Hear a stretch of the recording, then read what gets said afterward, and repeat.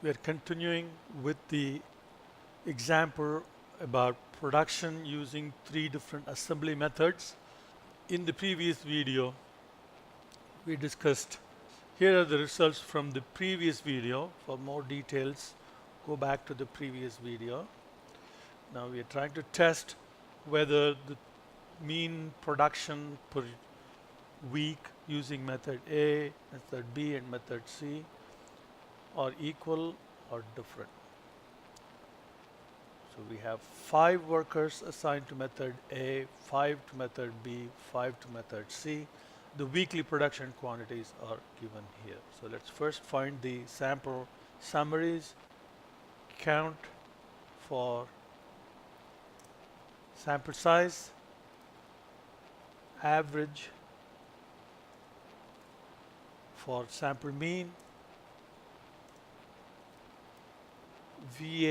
var.s for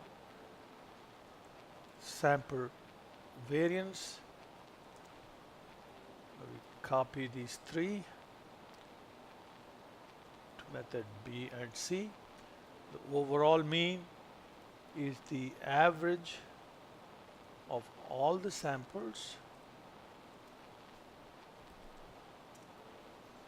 and K is count A of the 3 methods. N sub T is the sum of the 3 sample sizes.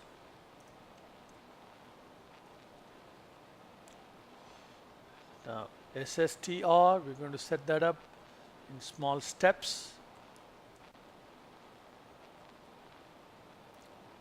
X bar sub j minus x double bar, which should be absolute referenced, squared.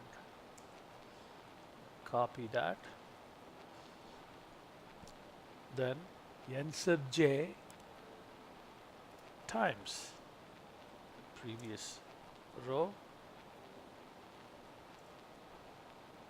and then you sum that row, and that's our SSTR. And then n sub j minus 1 times the variance. Copy that, sum that, we have SSE. Now we'll assemble these.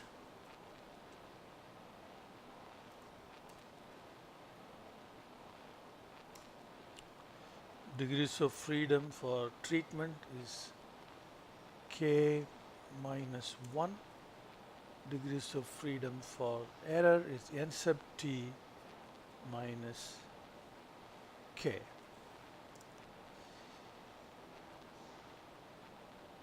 Sum the 2 sum of squares to get the total sum of squares. Mean square is sum of squares divided by the corresponding degrees of freedom.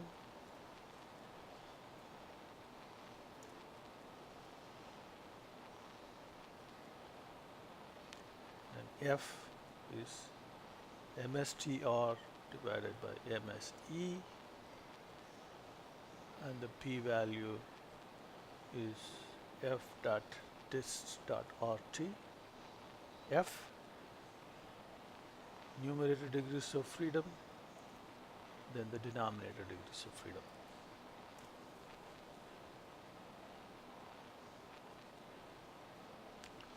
We can set up the same information using data analysis. ANOVA single factor. Okay. So we have D27 through D32, and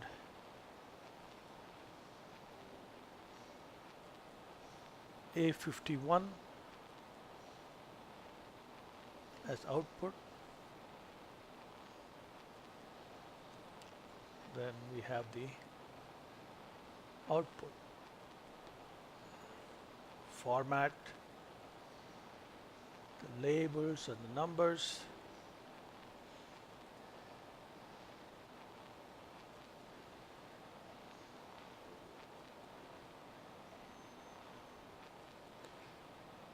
And based on the p-value of 0.38%, we can conclude, in this case, since p-value is less than alpha of 5%, we can reject the null hypothesis. Then we have to interpret.